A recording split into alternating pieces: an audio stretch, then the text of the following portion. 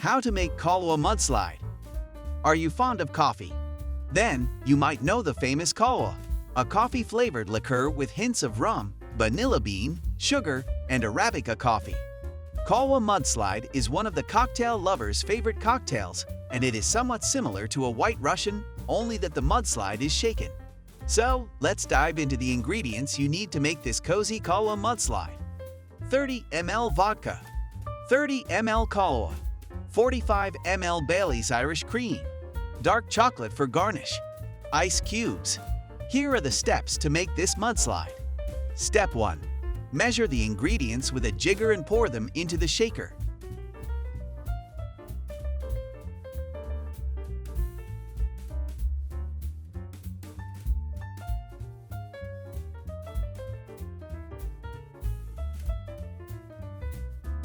Then, fill with ice cubes. Step 2. Stir or shake for about 15 seconds to get it creamy and frothy. Step 3.